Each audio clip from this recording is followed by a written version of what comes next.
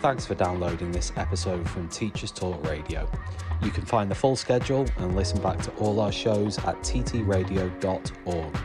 Enjoy the podcast. This show is brought to you in partnership with John Catt Educational, publishers of professional development books and resources that support great teaching and learning in schools around the world. Don't miss out. Level up your professional development today and visit johncattbookshop.com to explore the full range of titles. Use the code JCTTR2425 for 20% off your order. Happy reading. Parentkind are a national charity representing parent views and voice and championing parental participation in education and school life. By fostering strong school-parent partnerships, we can boost student attendance, improve behaviour and enhance academic performance. When parents actively participate, students thrive. Join the movement that's reshaping education for the better. Visit parentkind.org to learn more about reaping the rewards of working in partnership with parents. Are you ready to enhance your assessments in a world where AI is transforming education?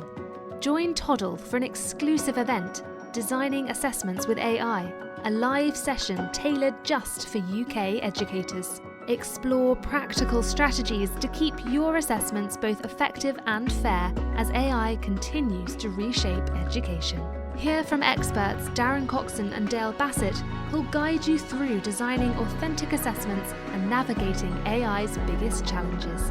It's happening on December the 2nd from 4 to 6:30 p.m. Don't miss out on this opportunity to discover how you can adapt your assessment strategies for the future of education. Register for free at toddleapp.com/UKAI and secure your spot now. Hey educators, ready to kickstart 2025 with world-class inspiration? Then don't miss Bet UK, happening January 22nd to 24th in London. Get fired up in our high-energy arena hosted by Laura McInerney with an incredible lineup.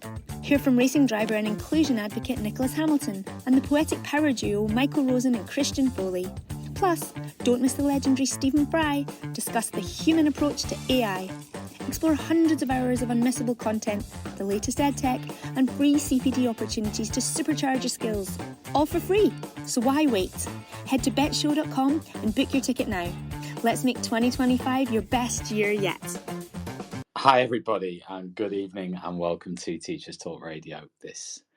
This lovely Monday evening, I just thought I'd jump on and talk a little bit about the DFE results on the teacher workforce, where they surveyed about 8,000 teachers and middle leaders around what their views were and their opinions were on the work that they were doing in schools. So I thought it would be good to jump on, and welcome to Joe, welcome to Adam. Welcome to anybody else who's jumping onto the stream as well. Miss Max, David, Adam. We're going to be discussing the teacher workload survey. It was 8,000 people, teachers and middle leaders who were interviewed as part of this survey. And we're going to take, I hate this phrase, but we are going to take a deep dive into the results of the teacher workload survey this evening, in terms of digging into not only what it said, but also maybe what the implications are. I mean, in some ways, just from the outset, just to paint the picture here,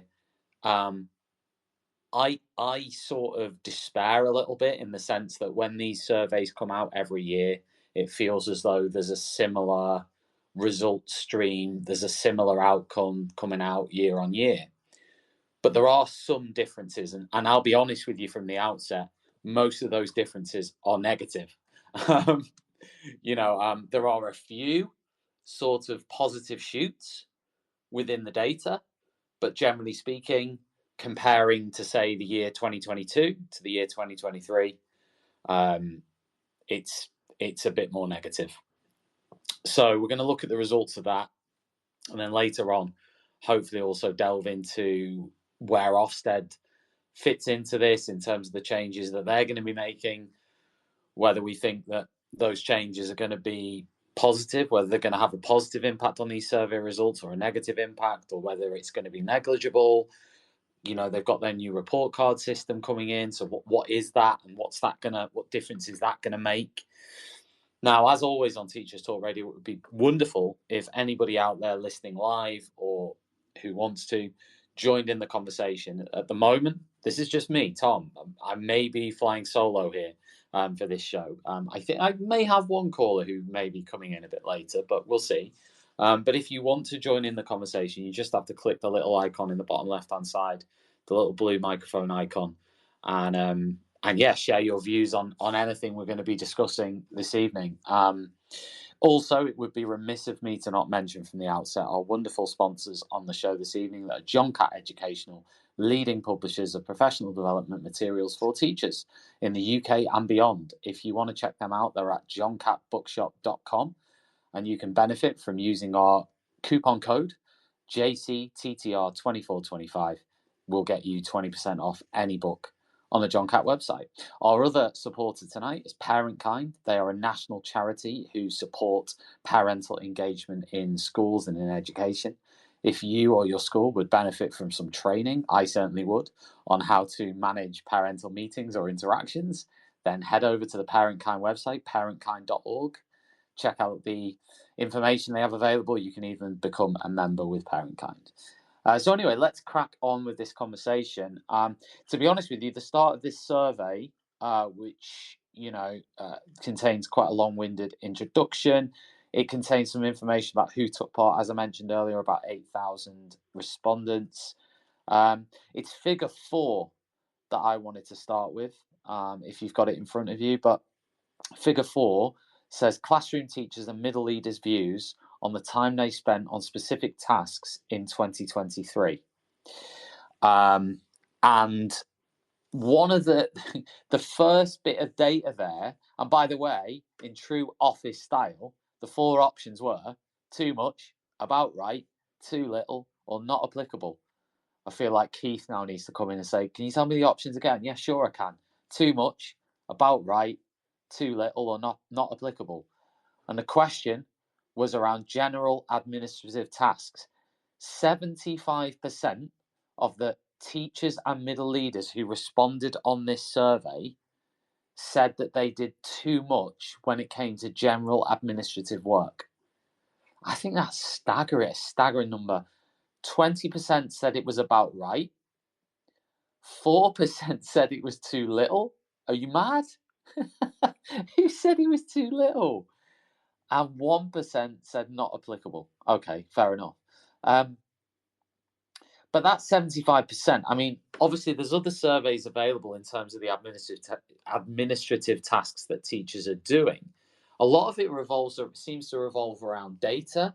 Now, obviously, teachers aren't really supposed to be inputting much data anymore, but they are. And when we talk about an administrative task, I mean, okay, let's get this out of the way initially on administrative tasks. One of the things we covered the other week, actually, when we were talking about AI with Toddle on a different show, was we talked about the amount of time that a teacher spends logging into different pieces of software every morning.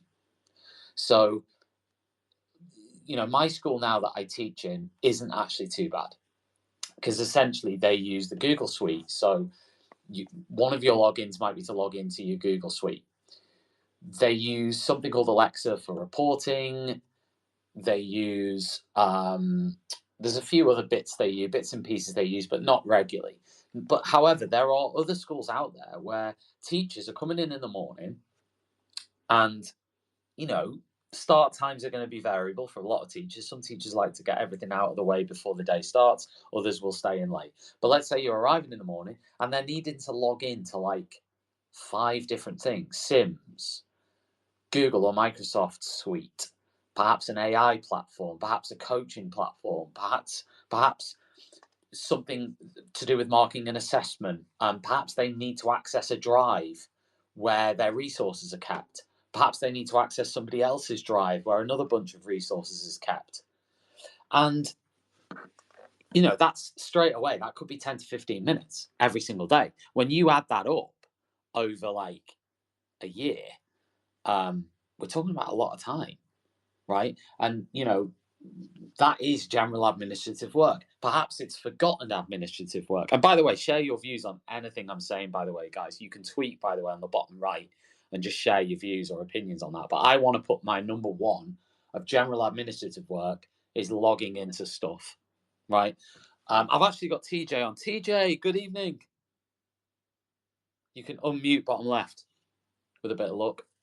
How are we today? Very good, very good.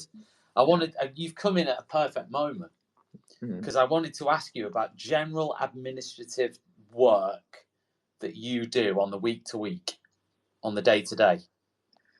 I think as a science lead practitioner.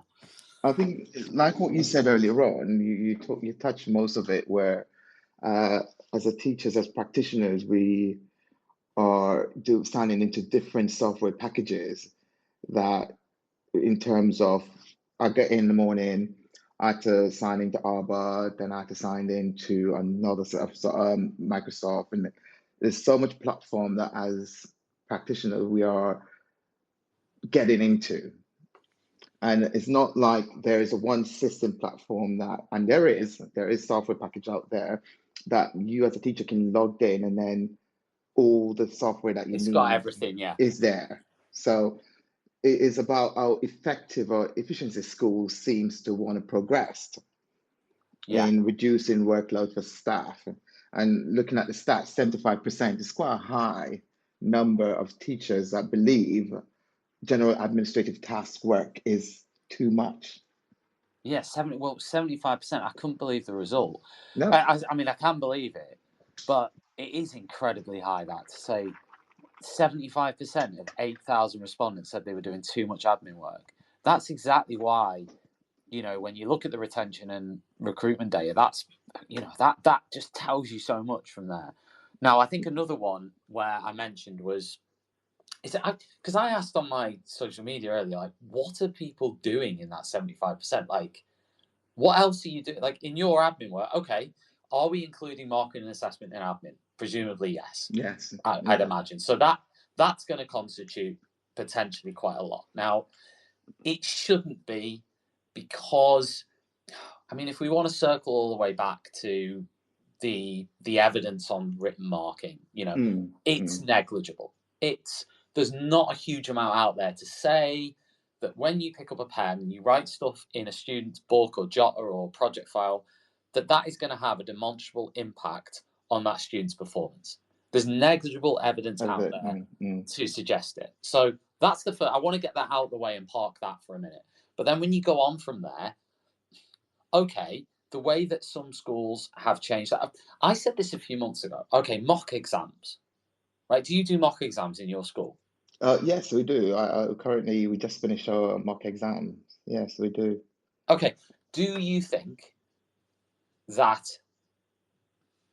mock exams are essential? As in like the actual setup of doing the whole paper and then the teacher marking them all?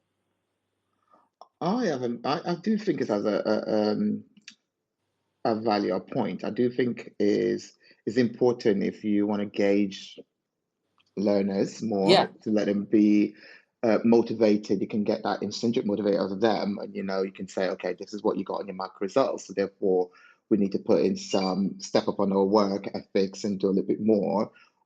It's a nice little conversation you can have with them and the parents in ways to move forward.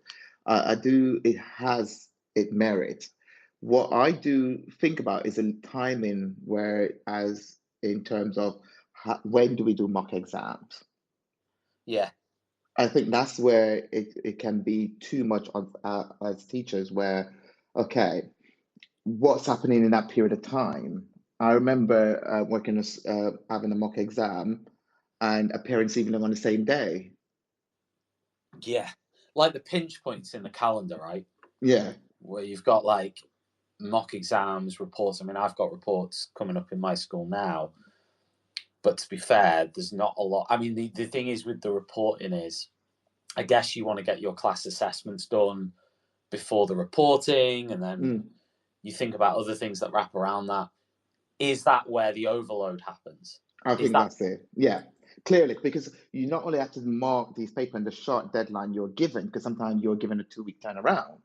And other science paper, we do intend for our first mock, we intend to do the first 3 papers, full set of papers, and therefore you're given a turnaround. Okay, you got 2 weeks to turn around with these, and plus you actively doing other assessment with other year groups, and you have to meet all the deadlines in the calendar. And then you got, let's say you have the SEND department sending you for information, then you have the parents require information, and so much thing going on at the same time. As a head of a form tutor as well, you have to take that on board as well, because you've got all those sort of work load that you have to deal with.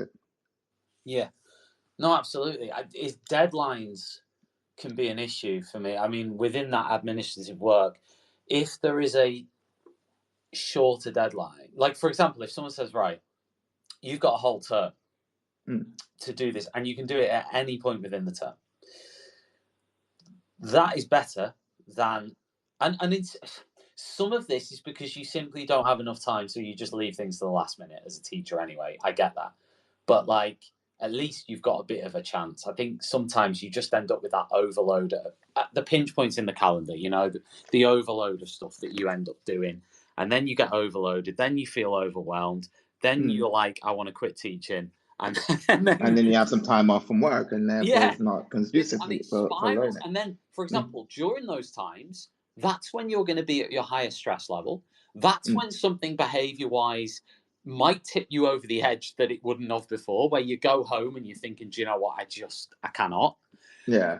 And at the start, you know, the first few weeks of the year, maybe you can manage things better in a way. But then as the term goes on, towards the end of the term, it just becomes relentless. And then those admin tasks become huge things in your brain. Like for me, they became massive. They become the biggest main thing in my brain. Like right now, these reports are quite a big thing in my brain that I need to, they're bigger for me in my head right now, the writing of these reports than, for example, like lesson planning. That's terrible, isn't it? But they're a bigger thing in my mind than that, because I'm thinking.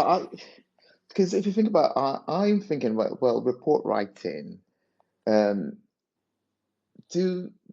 question I remember when I used to do writing report, how impactful it is for the parents and pupils when you write all that long statement about the pupils in terms of progress and what they need to do to get better. How many parents do you think might read those statements? Or would it be more better to say, okay, these are the target grade, these are what we're expecting them, and this, whether they're near to it or not?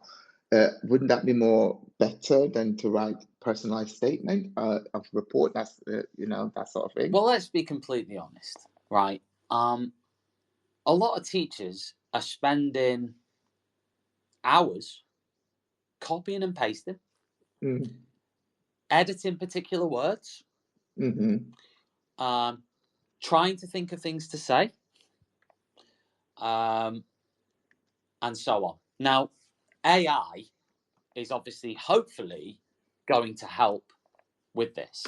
But my point would be is, again, under this banner of general administrative work, what can we cut down? How can we cut it down? What can we cut out? What has an impact? What doesn't? What makes a difference? What doesn't? You know, and I think there's a hell of a lot. And that is exemplified in this survey result, because you're not telling me that 75% of teachers and middle leaders are saying there's too much general administrative work. That's a ridiculous figure. That's just way, way, way too high. 10%, okay, you accept it, but 75%, it just shows how embedded it is. I mean, an interesting question, TJ, would be on that. How much do you think it can go down?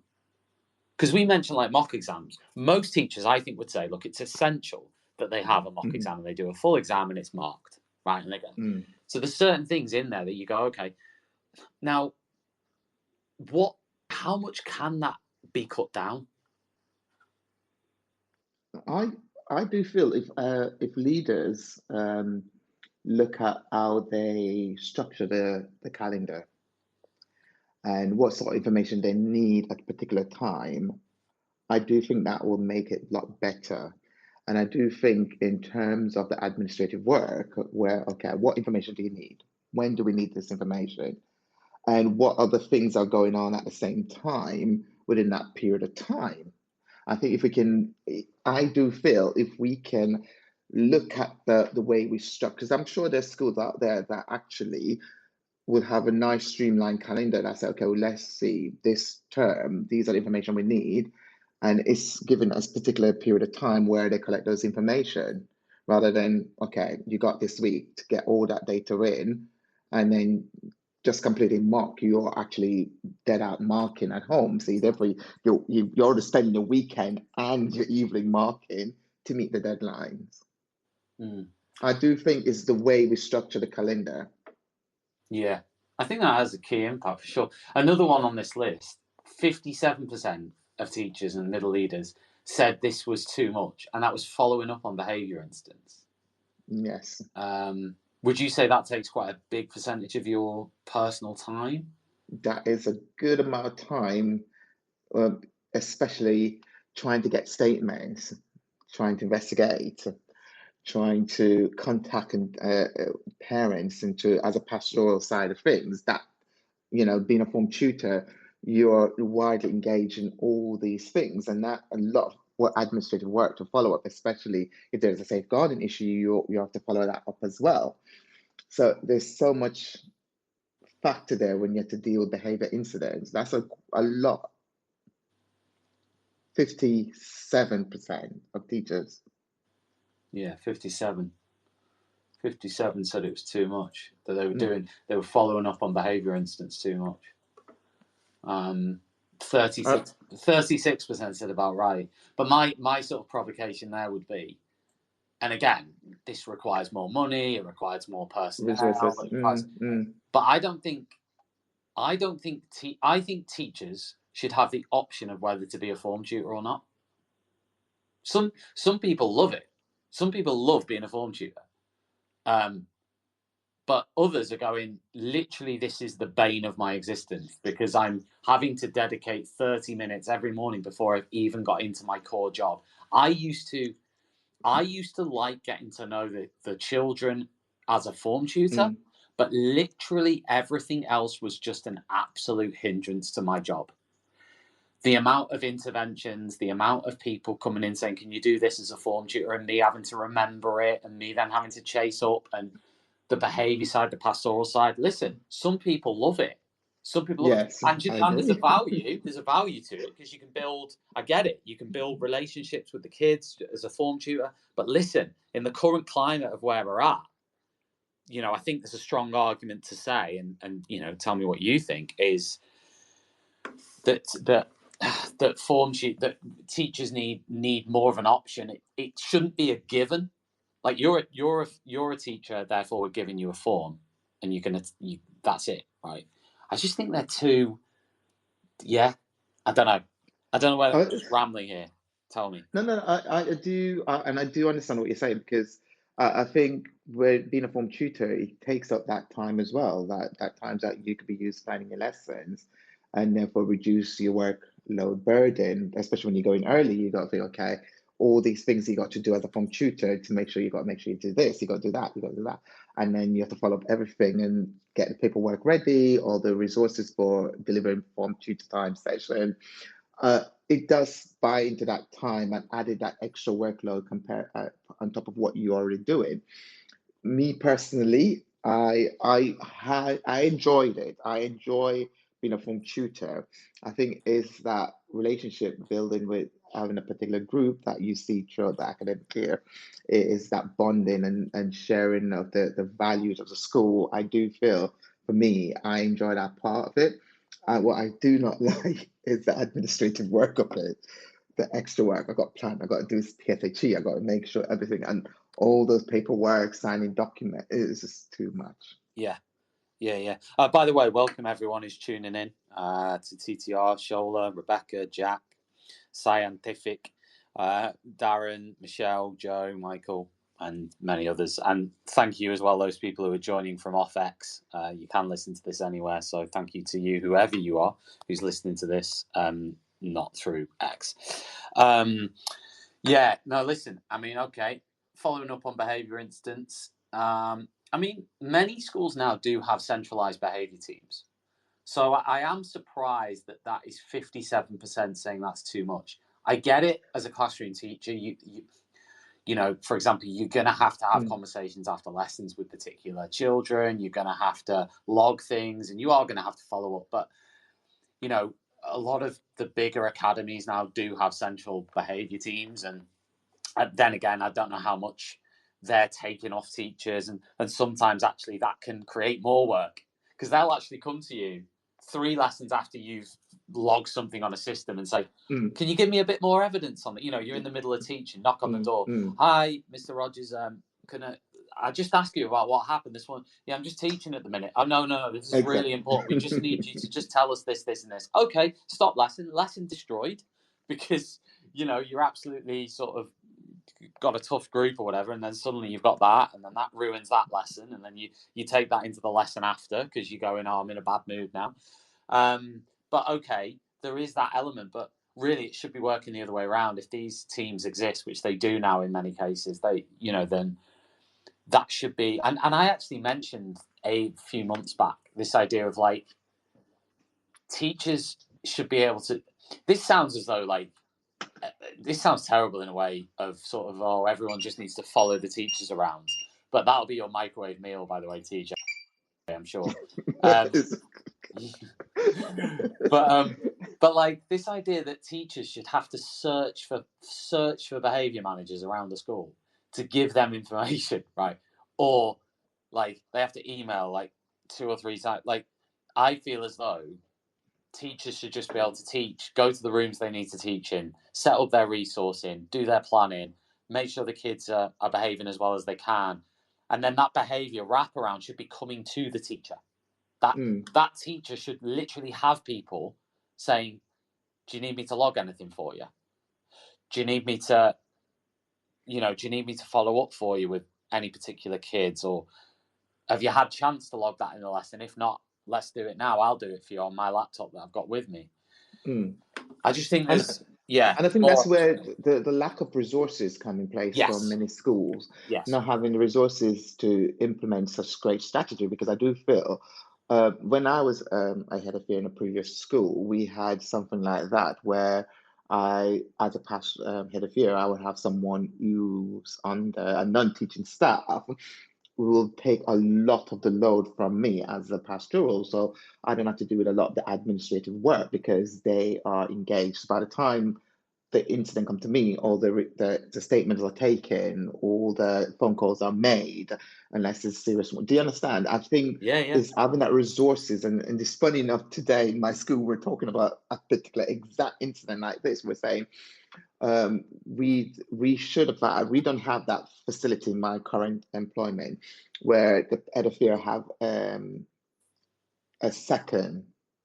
So the head of year now is dealing with every single thing where they have to take all the statements and they have to follow up all the incidents. And I think that's, plus if you imagine now the head of year and mock exams where you have 3-11 classes, you got to mark all them papers and all those other things that you got to do as a head of year, is a lot on that. And I don't think in terms of well-being, school are taking the place of those factors that, you know, you need to reduce the amount of workload that head of year do on a pastoral side of it, and should employ, like what you said, a behavior hub, a behavior specialist that will deal with all these things, and let you as a teacher focus on what you need to do with the planning and teach.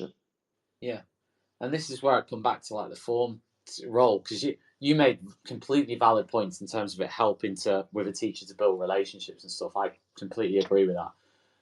But if a teacher's going, I'm overloaded, and I want someone for the next 2 to 3 weeks to take my form off me, I think that should be there.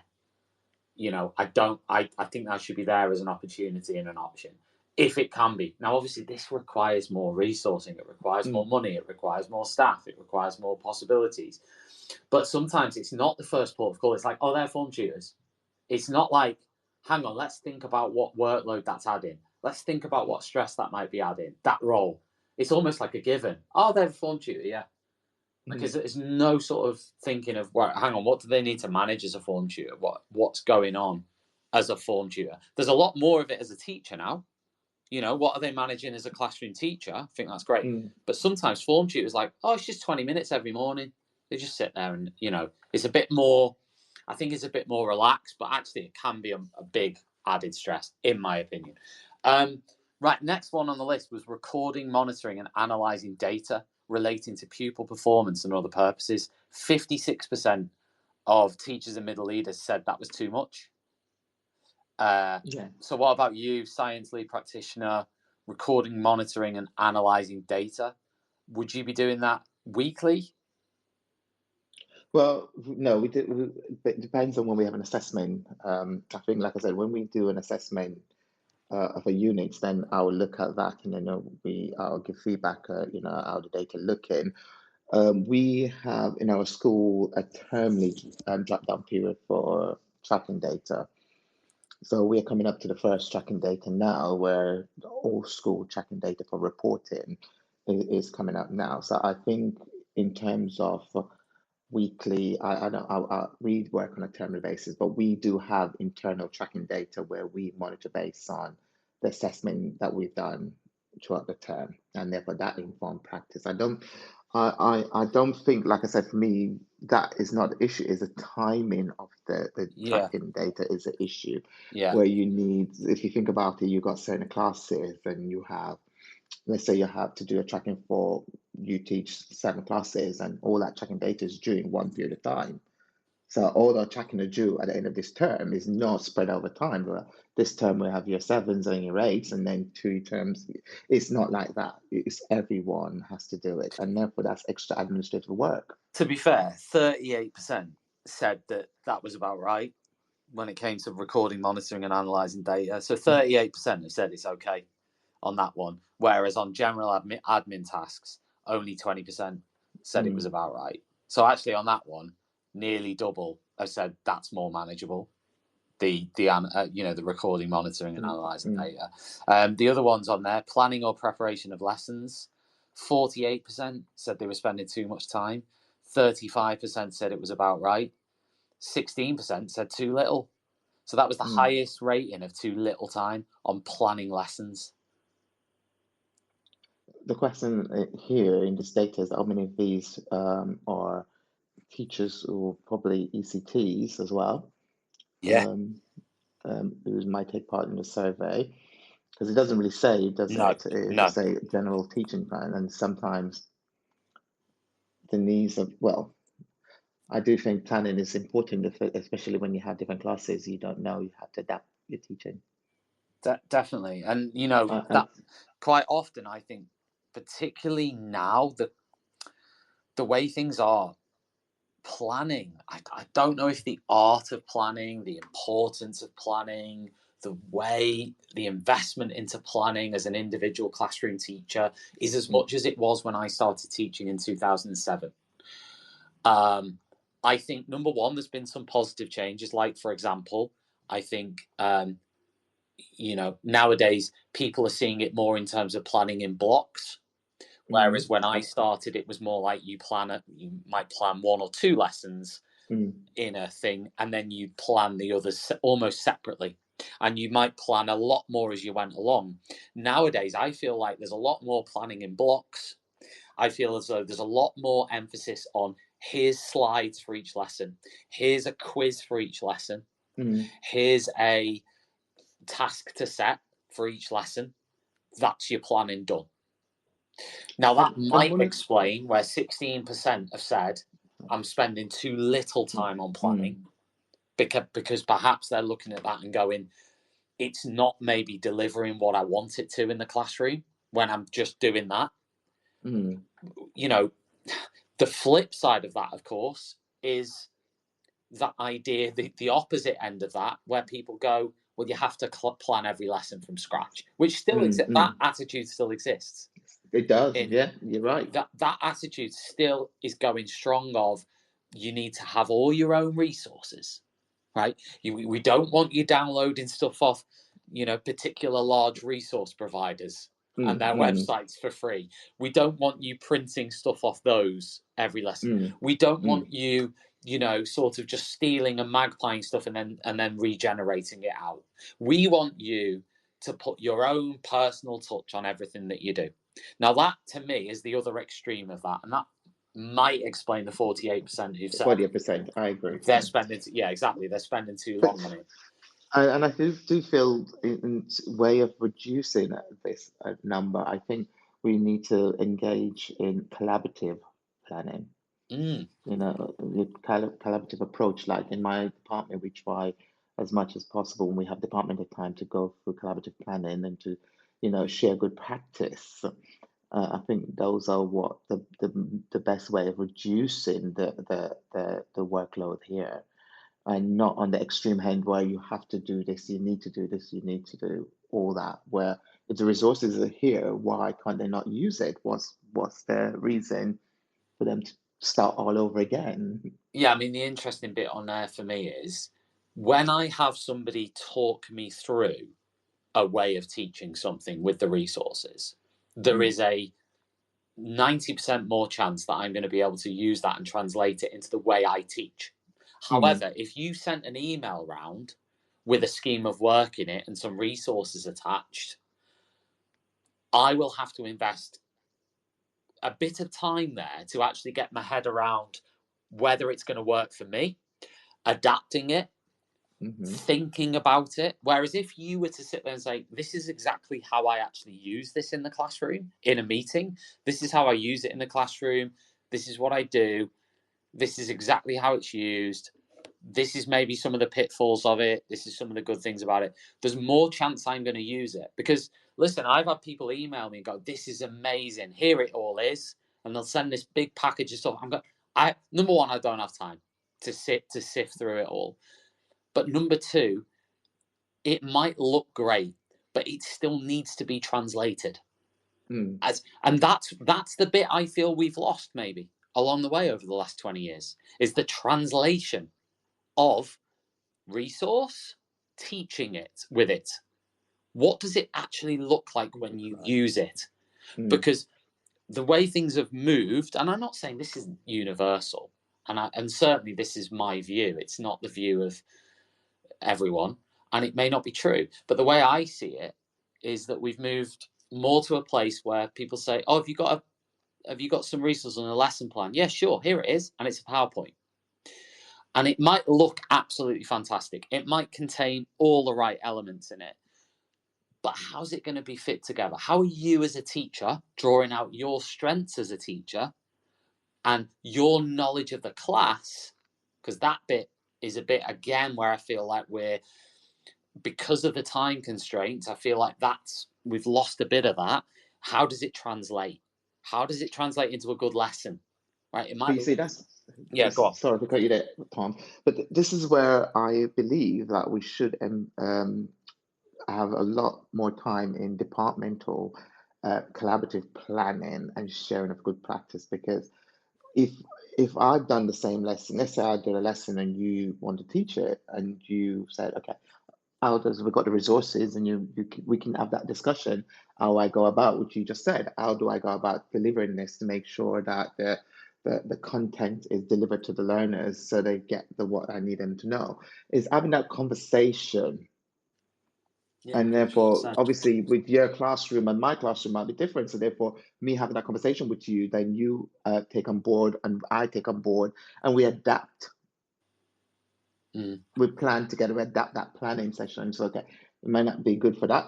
How I go about it this way may not be the same for your group. And therefore, is that conversation that is missing? Yeah. Because we just don't have that time, like you said. That time is not there because we're so occupied doing so much things that collaborative planning is not embedded. No, I think it's a really good point about collaborative planning. Like I think it's a really powerful thing. For me, it can't be just a tag on, a bolt on at the end of a departmental meeting, because that's when everyone wants to leave and they're zombified. And therefore, it would have to be in a day. Now, I know the schools, like, for example, I had Joel Kenyon on last year from Dixon's, and I know they have embedded time within the school day for departmental meetings. So they've actually taken another lesson or two lessons every fortnight or whatever it was, and they've said, right, we're going to dedicate that for departmental meetings in school, in the school day. I actually think the timing of those meetings is important. If you have a meeting first thing in the morning, as in not before school at 7 a.m., I mean, like instead of an actual lesson at 9 a.m. or whatever, you're probably going to find that way more productive than, you know, a bolt on at the end of a departmental meeting. Unfortunately, that's what people are left with because of the time constraints and because of the way the system is set up, particularly in the UK. I mean, you look at Japan or other countries maybe in the world, they'll have like double the non-contact time. So they may be able to fit that in easier. In international schools, they might be able to fit that in easier. But in a UK state school, maybe in UK private, actually, they may be able to fit that in a bit easier. But UK state schools, it's just so pushed. This show is brought to you in partnership with John Catt Educational, publishers of professional development books and resources that support great teaching and learning in schools around the world. Don't miss out. Level up your professional development today and visit johncattbookshop.com to explore the full range of titles. Use the code JCTTR2425 for 20% off your order. Happy reading. Parentkind are a national charity representing parent views and voice and championing parental participation in education and school life. By fostering strong school-parent partnerships, we can boost student attendance, improve behaviour and enhance academic performance. When parents actively participate, students thrive. Join the movement that's reshaping education for the better. Visit parentkind.org to learn more about reaping the rewards of working in partnership with parents. Are you ready to enhance your assessments in a world where AI is transforming education? Join Toddle for an exclusive event, Designing Assessments with AI, a live session tailored just for UK educators. Explore practical strategies to keep your assessments both effective and fair as AI continues to reshape education.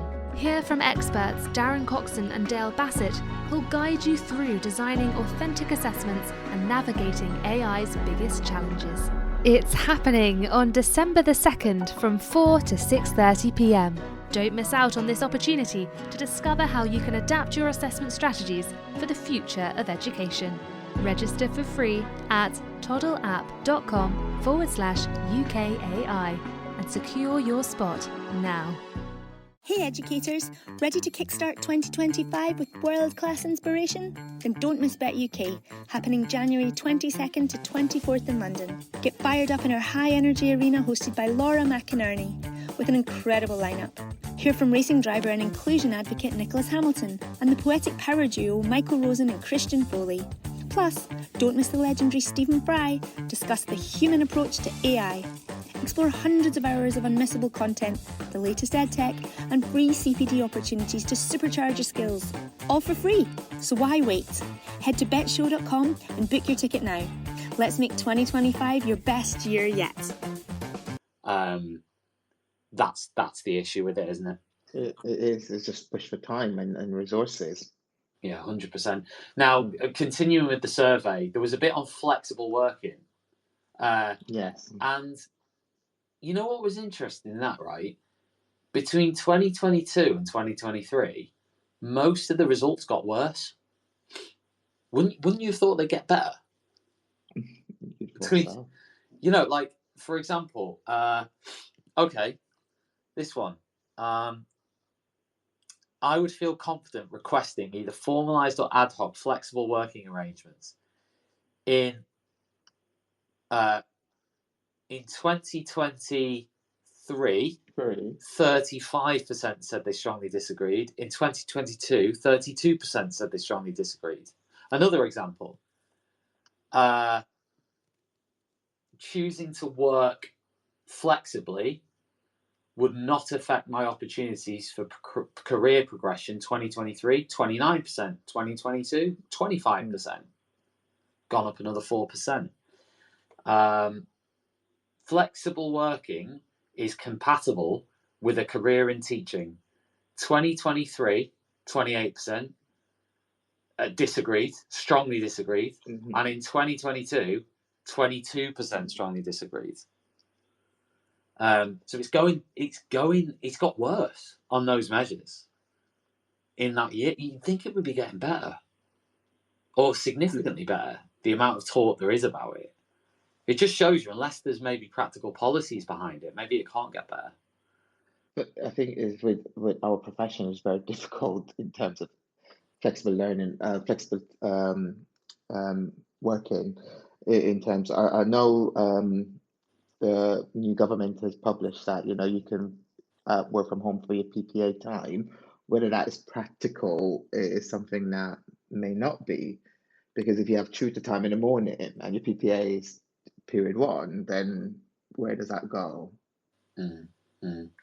I think is in terms of flexibility, is like I said, is there we're going back again, is the recruitment and retention of staff. If school can't recruit teachers, they can't have this flexibility. Yeah, exactly. That's where some of it's coming from, although some of this is about attitudes to flexibility. And I still think there's work to do there.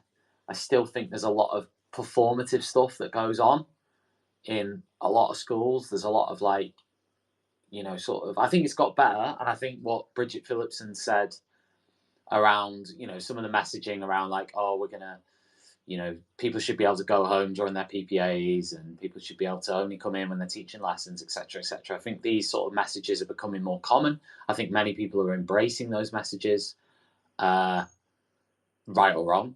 Some people may actually disagree with this. It's like the whole culture of working from home and remote work. There will be some people who will disagree with it as a concept.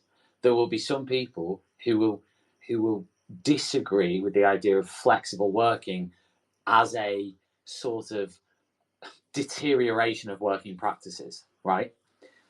There are probably a majority of other people who would say, yes, it's positive, right? And it should be embraced and we need more of it, right?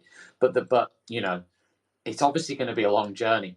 I wonder whether some of this is more to do with, as you say, resourcing rather than attitudes. I do think it's more of a resource, because I think a lot of people, like I said, it's something that we are embracing since COVID, isn't it? And in terms of flexible working environment, not just in education, but also education. I do think for us, if school have the manpower, the resources to do that, then I'm sure that most school probably will do it. It's just not practical at some point. Yeah. Especially if you have a limited number of staff. You don't have a specialist in the area, so where you can, if I was the only specialist teaching this subject and then I want flexible learning, how is my timetable going to look? Yeah, for sure. The next figure on it is figure 8, which is on views on pay. Now, I don't know whether they must have been after the strike action. I'm trying to think, was it after the strike action 2023? I think the surveys were done in the middle of last year. So, yeah, that would have been after the strike action, wouldn't it? I think. But, I mean, either way, the results, geez. So we got, I'm satisfied with the salary I receive for the work, 73% disagreed. I am satisfied overall with national level changes to teachers' pay in the last year, 85% disagreed. At this stage in my career, teaching offers me a good salary compared to other careers I could follow if I leave, 68% disagreed. I'm satisfied with my long-term salary prospects compared with other career paths, 71% disagreed. Teacher pay structure allows my pay to increase at a rate that fairly reflects my growing expertise, 74% disagreed. I mean, that 85% one's pretty high, isn't it? That one was, yes. I'm satisfied overall with national level changes to teachers' pay in the last year, 85% disagree. I mean, the thing is, you can look into, the problem is that pay in many areas in the private sector since COVID has just exploded. And it hasn't gone up in teaching in a comparative way. However, it has gone up in teaching. So I don't know what those figures were before the rises through that came about last year. I don't know if that includes the rises, or maybe those people haven't seen the rises in their pockets. But it surprises me it's that high, 85, 75, that sort of percentage. I mean, what's your view on that, the whole salary thing? To be fair, our profession has been really, really poorly looked Definitely. at in terms of salary. This year was the first time we got inline inflation pay package that was agreed with ministers this year. So this was the first time, but we're still behind. I think it was 10% the last time in terms of salary. Yeah. But we're behind like that compared to other profession. Yes, the dissatisfaction in every teacher, because I think the amount of things that we have to do in terms of demands, the pay doesn't match the workload. Yeah, for sure. And what we have to do. And I think given that most teachers, if you ask every teacher, they'll tell you that they just work on an evening when they go home. They'll tell you they're working on a weekend. Yeah. They tell you they work hours after school, and these are non-paid time, and that is to keep on top of the workload that they have to do, trying to manage really. And yes, it is. I can see why 85% of teachers nationally disagree with their pay. Yeah, for sure. And you only have to look around into the private world to see the sort of pay rises people in the private world have achieved over the last 2, 3, 4 years. It's huge. And the salary difference is huge. And as you say, you have had that sort of below inflation situation for 10 years or whatever it is, longer than that. And yeah, it's how you're going to draw that back. I mean, just before I move on, I should mention our wonderful sponsors tonight, who are John Catt Educational and Parent Kind. If you don't know about either of those, listen, if you want a book, TJ, head over to the John Catt website, johncattbookshop.com. Have you heard of it? Yeah. Yeah, of course. Right, we need a book from you, TJ. The way we need one on that website. All right. But listen, if you are seeking a book for your own professional development, head over to johncattbookshop.com. Use our amazing code JCTTR2425 and bag yourself a 20% discount off any book on the website. And the other great supporter of ours this evening is Parent Kind. Have you heard of Parent Kind, TJ? Yes, I have. Right, okay. Cool. They are a national charity who support schools and parents to create better engagement between schools and parents. And one of the things that they provide is training for teachers around parental engagement. I wish I'd have had that at the start of my career. That would be good, isn't it? Yeah, I would have wished as well. Oh, honestly, it would help me so much. The amount of just stress it could have saved me to have had any sort of guidance on how to manage parent meetings. Just how to manage phone calls, how to manage different situations, and I guess some do's and don'ts and things like that. It would have been great. As it was, didn't receive anything. Seriously, nothing. It was just go and do it. So yeah, check out Parent Kind, and they've got all sorts of training opportunities there for teachers and school leaders when it comes to parental engagement. So we talked a little bit about pay. You think it's reflected in. I mean, the headline figure from there is that dissatisfaction with the recent pay rises of 85% of teachers and leaders said they were unsatisfied with it, which is a huge number, right? And then we've got. I mean, I'm going to skip over the bits on how leaders feel about pay, teachers' views on pay. I'll leave those because they're at similar percentages. Let's move on to satisfaction with current job. So, most teachers and leaders reported enjoying classroom teaching most or all of the time, 79%. Almost half said they were satisfied with their job most or all of the time. But these ratings are lower than in 2022. Now, if you dig into the data, I'll give you an example on this, right? Satisfaction with current job. 2022, 13% said rarely or not at all. 2023, that had risen to 19%. So it had gone up 6% in people who said they are not satisfied at all with their current job in teaching.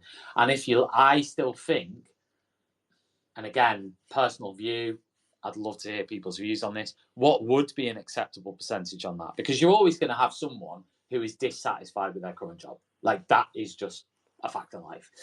But it's what percentage that should be. I would suggest it should be much lower than 19%. I agree. I think we, in terms of, I do believe that having a low number is quite good. I think 19% have grown. That's a increase since 2022.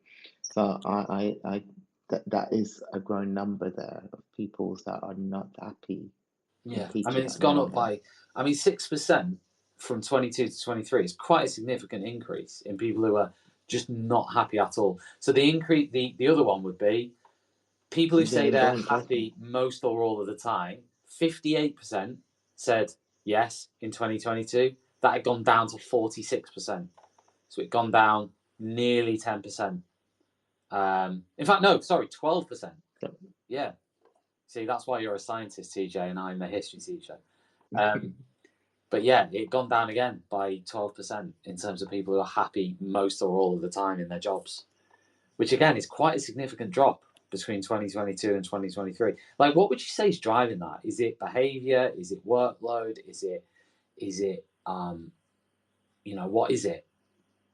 I think it could be both. It could be a multifaceted factors that is driving people unsatisfaction, not satisfying their job. But like I said, one of the big issues, behavior these days, has been the headliners, aren't they? I think I was reading something over the weekend about a rise in behavior in primary school. Yeah. There was a report. I can't remember who published it. I was reading it. Teacher Tapp was the Teacher Tapp research that talk about a rise in behavior in primary school, and the number of kids being suspended in primary school is rising. I think that could be the issue. The behavior and the workload could be the big factors for driving teachers unsatisfactory in their work. I'd be very interested to see.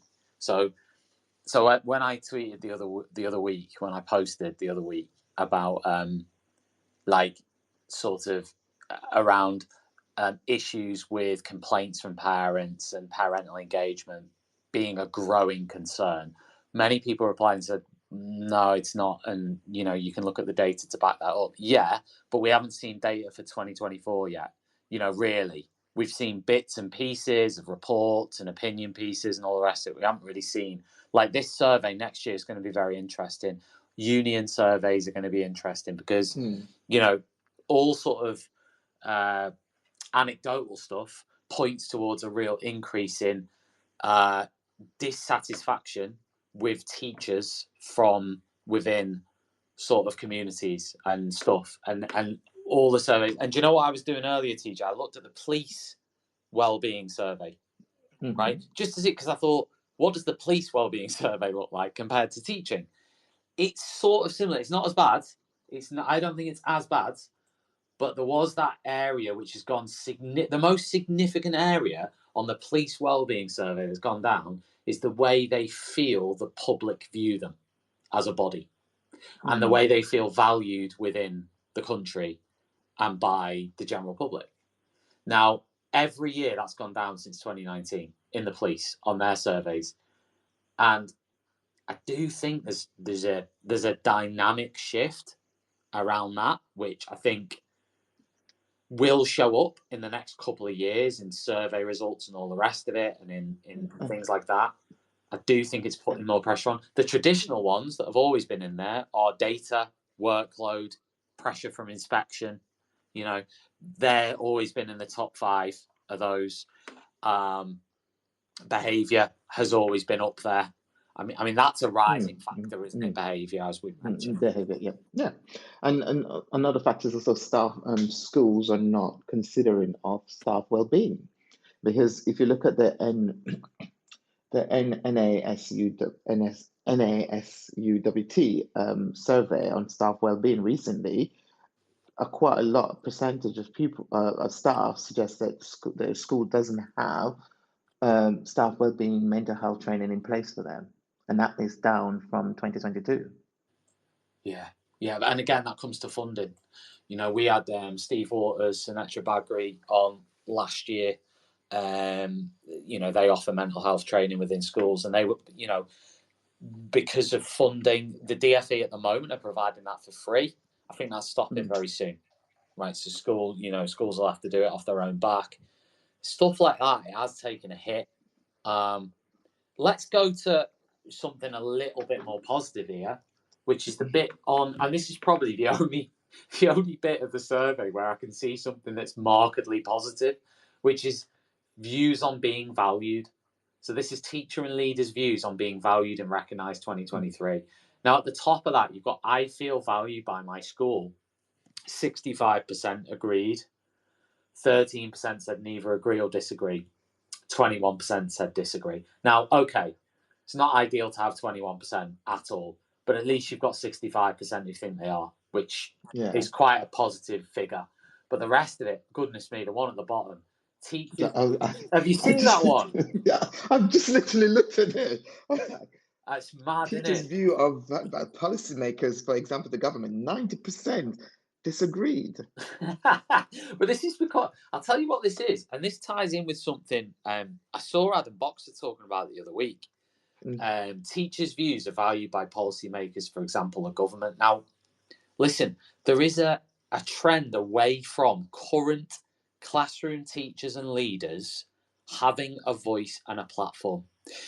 It's got worse, my opinion, but there's been a growing trend from giving people who are outside of that space a bigger say. Now, whether you consider them to be more expert or not, they are not in the space. Now, it's interesting, isn't it? On that survey, 90% said that they didn't think teachers' views were valued by policymakers, for example, the government. Now, somehow, some way, policymakers, people who run big events, people who have podcasts like Teachers Talk Radio, people who influence policymaking on any level should, in my opinion, be considering teachers' views, teacher voice, not just teachers' views, real teachers' views, people who are doing the job, right? And it doesn't matter the context. It could be early years, primary, secondary, whatever, right? Working with children in schools, you know, I do think, and a lot of what we've sort of discussed tonight has tied into that as well. I do think there's a problem with it. I mean, I don't know what you think on that.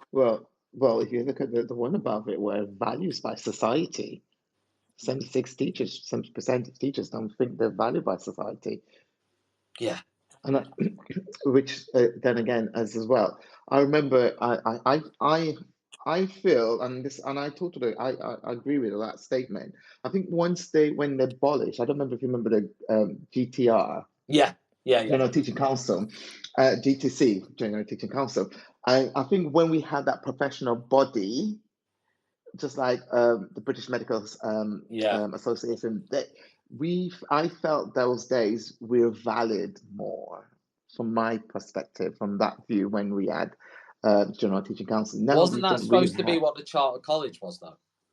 But that's what it meant to. That's what they changed it to. But the question is whether it's the same values. I think the Charter College is different, though. It is not. It doesn't feel the same. Yeah. Feel the same in what way, though?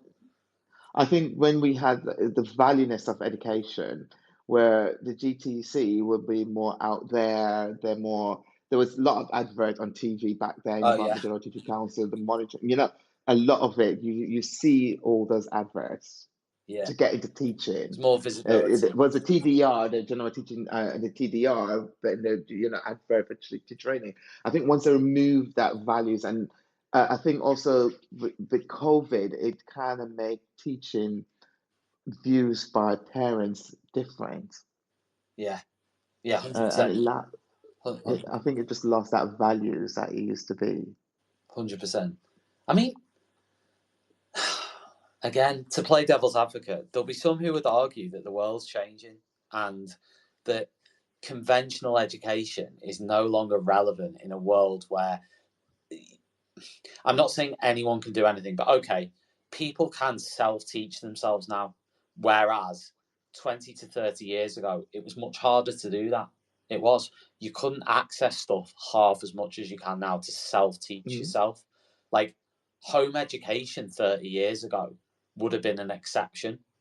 One of the reasons I think it's grown is the availability of, okay, I think there's been an increase in time for some people that they've had, but also I think the resourcing as well, the amount of stuff that's now available, and that would be the same in the online course world.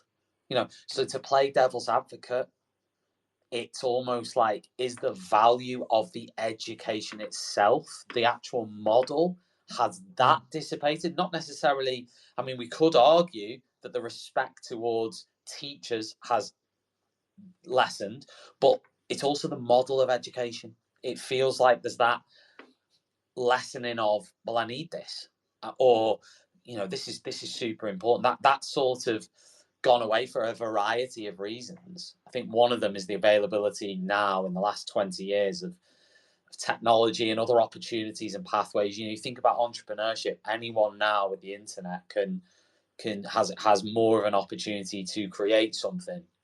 Personal trainers. Well, back in the day, you'd have to put a note in the gym. So I'm offering it. Nowadays, there's platforms you can literally log on and try and build up a profile. Same with cleaners. Same with all these.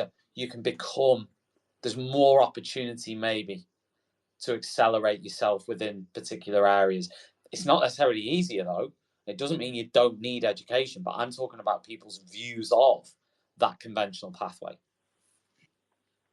And I totally agreed. I think the model of education needs changing to cope with modern day society and future society as well, where we're moving forward, especially given AI nowadays. Yeah, let's look at reasons for people considering leaving education. Teachers and leaders. 94% said high workload. 84% said stress or poor well-being. Teachers' views not being valued by policymakers, 83%. Government initiatives or policy changes, 77%. Other pressures relating to pupil outcomes or inspection, 70%. Dissatisfaction with pay, 63%. Poor mental or physical health, 63%. Pupil behaviour, 41%. Dealing with pupils, parents and carers, 41%. And then there's a range of other factors going down. The least one was poor relationship with peers at 7%. Experiences of bullying or harassment at 15%. And then we had reasons. Is this one? Reasons for leaving. So this is different from people considering leaving. These are the ones who've actually left. 80% said high workload. 74% said stress or poor well-being. 70% said teachers' views not being valued. 69% said other pressure relating to pupil outcome or inspection. 60% said poor mental or physical health. 55% said government initiatives. 49% said lack of support from superiors. 41% said personal reasons like ill health. And then it goes down, and then you've got 32% who said pupil behaviour, and so on. Any thoughts on those? So what we can see from the pattern that people are leaving because of high workload, that's one of the main ones on both figure 17 and figure 16 here. We're saying, well, high workload contributes to a lot of people leaving the job, and stress also comes up from there. So if you notice the three there, stress, high workload, and lack of values from policymakers in terms of what the driving force of people leaving education. And we've just gone through a lot of reasons in terms of, okay, the extra administrative work that you have to do that takes a good time, the meetings, the lack of structure of the calendar, the demands for data, and all these things as pastoral ediphiles or tutor group, all these things that added on to that extra demand of work that you got to do. The marking, some schools still have people marking books. All the time. In a sense. So it is so much there. And I see that's the reason why. Why would you stay somewhere that is taking away all that giving you more stress and sleepless nights. And I look at the NSW well-being, and a lot of teachers who take part in that survey say they haven't slept. A part of it, we missed it as well, where anxiety. How many staff feel suffer from anxiety going into work? This is what I mean. In the survey. This is what I'm saying. There's a lot of other people in other jobs out there who don't have that feeling every single day, that crunch in the stomach every single day. And that's what's attracting people, because they're going, I don't need to do this anymore, right? And that's what we need to try and get rid of. Obviously, we've talked about some of the ways to do that tonight. We're never going to cover it in an hour and 10 minutes, but we touched on lots and lots of things. But that's got to be the target. Unless they can turn these figures round, it's going to carry on the way it's going. It's going to be, it's just going to, next year's survey results, are they going to change from this? Is it going to change, And in that process, you're losing a lot of good people, year on year. There's a churn. You're not getting them back. Yeah. Yeah. The staff is leaving and we're not recruiting as much to replace. Yeah. And therefore the workload is just, the pressure is going to build on those already there. There's so many factors like we touched in there. I also looked at it as well, where senior leaders themselves, as part of the report, you said it's something that is out of their control. Sometimes some of these things is out of their control, that they can't deal with it because of what policymakers have put in place for them. So I think with the right government decision, with this current education secretary who's engaging with the unions and engaging with the leaders and the school bodies, I think that's the right way of getting it moving forward, if that makes sense. 100%. Compared to what we had before, where there was no engagement or minimum engagement and listen to the profession. I see. It's a shame that so many people are leaving, because for me, it's such a great profession. Yeah, definitely teaching. I mean, teaching intrinsically is amazing. That's why we run Teachers Talk Radio. That's why we love doing it. That's why I'm still doing it, right, on a personal level, because it is amazing as a job, right? But there's just so much to do, isn't there? To make teaching great again. Which will be the perfect space to finish. Thank you very much, everyone who's listened live tonight. It's been an absolute pleasure. I'll be back again next Monday night. It's quite exciting, actually, next Monday night, because I have got the Boss of Bet show on to talk about what's going to happen at 2025 Bet Show. So that'd be fun. And thank you very much, everyone who's been listening along. This will be available as a podcast. If you've just joined late, don't worry. You can click the same link to listen back to the whole thing. Trust me, it's worth it. It's really, really good.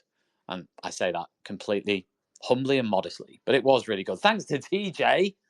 It was really good. Thank you. All right. Thank you for having me. Thank you. Cheers, fella. Okay. I will catch you all again soon. Take care, everyone. Good evening. You've been listening to Teachers Talk Radio. Tune in live and listen back at ttradio.org. We look forward to hearing from you next time on Teachers Talk Radio.